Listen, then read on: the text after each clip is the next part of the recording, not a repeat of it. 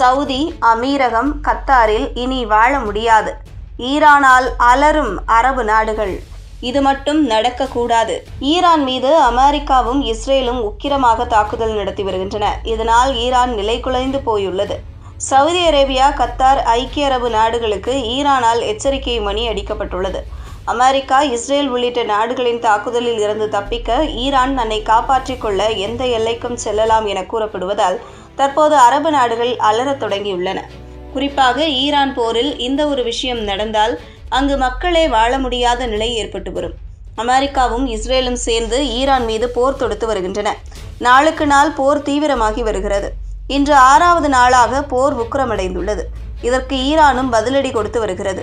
Israel மட்டுமின்றி மத்திய கிழக்கில் அரபு நாடுகளாக உள்ள சவுதி அரேபியா, கத்தார், ஐக்கிய அரபு அமீரகம், குவைத், ஓமன், பஹ்ரைன் உள்ளிட்ட நாடுகள் மீது ஈரான் தாக்குதல் நடத்தி வருகிறது.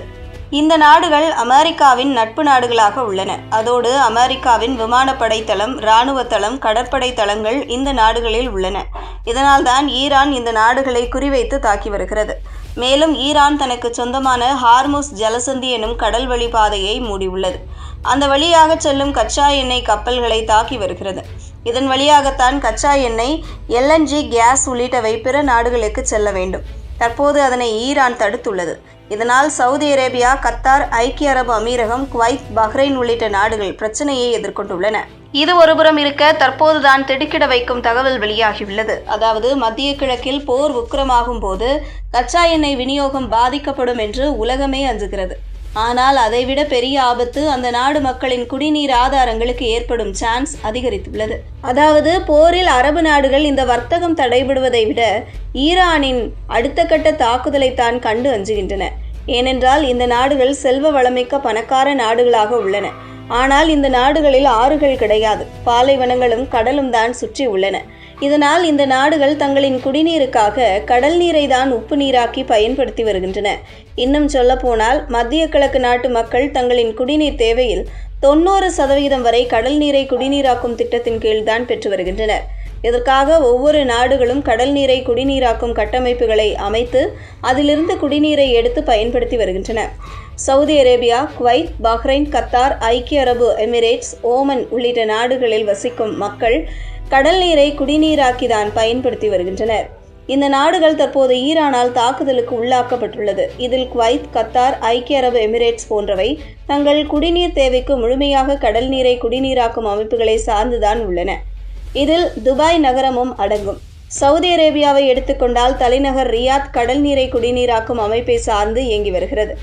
டேட்டா படி பார்த்தால் சவுதி அரேபியா மக்கள் தொகையில் 70% பேரும், ஐக்கிய அரபு அமீரகம், குவைத் நாடுகளில் தலா 90% மக்களும், ஓமனில் 86% மக்களும், கத்தாரில் 99% மக்களும் கடல் நீரில் உப்பை நீக்கிதான் குடிநீராக பயன்படுத்தி வருகின்றனர். தற்போது நடக்கும் போரில் அமெரிக்காவும் இஸ்ரேலும் ஈரானை இன்னும் கடினமாக தாக்க முடிவு செய்துள்ளன. இது நடக்கும் பட்சத்தில் ஈரானால் இந்த குடிநீர் வழங்கும் நிலையங்களை நோக்கி தாக்குதல் நடத்தலாம். ஏனென்றால் ஈரான் படைபலத்திலும் பணபலத்திலும் அமெரிக்கா, இஸ்ரேலுடன் ஒப்பிடும்போது மிகவும் சிறியது. இரு நாடுகளுடன் ஈரானால் ஈடு கொடுக்க முடியாது. இதனால் ஈரானால் இந்த போரில் ஒருபோதும் வெற்றி பெற முடியாது. வெற்றிக்கான சான்ஸ் கொஞ்சம் கூட இல்லை. எனவே முடிந்தவரை போர் செய்து எதிரிகளுக்கு பொருளாதார ரீதியாக இழப்பை ஏற்படுத்துவதும், கடைசியாக மின் நிலையங்கள், எரிசக்தி நிலையங்கள், தண்ணீர் சுத்திகரிப்பு நிலையங்களை தாக்குவதும் தான் ஈரானின் இலக்காக இருக்கும் என்று கூறப்படுகிறது. அப்படி நடந்தால் இந்த நாடுகளில் குடிநீரின்றி மக்கள் தவிக்கும் நிலை உருவாகும்.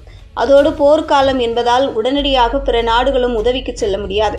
இதனால் தனது நட்பு நாடான அரபு நாடுகளின் நலன் கருதி அமெரிக்க அதிபர் டொனால்டு ட்ரம்ப் போரை நிறுத்த வாய்ப்புள்ளது. இதனால் போரை நிறுத்த ஈரான் தனது கடைசி ஆயுதமாக அரபு நாடுகளில் உள்ள இந்த கடல் நீரை குடிநீராக்கும் கட்டமைப்புகளை குறிவைத்து தாக்கலாம் என்று வார்னிங் செய்யப்பட்டுள்ளது. மேலும் கடல் நீரை குடிநீராக்கும் இந்த கட்டமைப்புகள் சர்வதேச சட்டத்தின் கீழ் பாதுகாக்கப்படுகின்றன. இதனால் இதனை தாக்கினால் உலகம் முழுவதும் பெரும் எதிர்ப்பு கிளம்பும். ஏனென்றால் போரின் போது அப்பாவி பொதுமக்கள், குழந்தைகள் பாதிக்கக்கூடாது என்பது விதியாக இருந்தாலும் கூட ஈரான் தங்கள் நாட்டை பாதுகாக்க எந்த எல்லைக்குள் செல்லலாம் என்பதால் இது சவுதி அரேபியா, கத்தார், ஐக்கிய அரபு அமீரகம் உள்ளிட்ட நாடுகளை அலறவிட்டுள்ளது. மேலும் இதற்கான வார்னிங்கை இப்போதே ஈரான் கொடுத்துள்ளது. அதன்படி ஐக்கிய அரபு எமிரேட்ஸின் புஜைராவில் உள்ள கடல் நீரை குடிநீராக்கும் ஆலைக்கு மின்சாரம் வழங்கும் மின் நிலையத்தை ஈரான் தாக்கியுள்ளது. அதேபோல் குவைத்தில் ஈரான் நடத்திய ட்ரோன் தாக்குதல் வானிலையை இடைமறித்து அளிக்கப்பட்டது. அந்த சமயத்தில் ட்ரோனில் சிதைந்த பகுதிகள் விழுந்து ஒரு ஆலை சேதமடைந்துள்ளது. மேலும் போர் சமயத்தில் இப்படி நடப்பது ஒன்றும் புதிது அல்ல.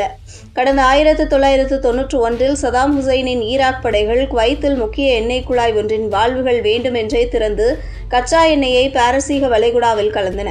அமெரிக்காவின் தாக்குதல்களை தடுக்கவும் சவுதி அரேபியாவின் நீர் சுத்திகரிப்பு ஆலைகளை சேதப்படுத்துவதை நோக்கமாக கொண்டு இதனை ஈராக் படைகள் செய்தன. இதனால் ஈரானும் அந்த பாணியை கையில் எடுக்கலாம். மேலும் ஈரான் நீர் சுத்திகரிப்பு ஆலைகளை வேண்டுமென்றே குறிவைக்காமல் இருந்தாலும் கூட நீண்டகால போரால் வழிதவறிய ஏவுகணைகள், ட்ரோன்கள் கூட இந்த ஆலைகளை தாக்க வாய்ப்புள்ளது. அதனால்தான் அரபு நாடுகள் ஈரானால் அச்சமடைந்துள்ளனர்.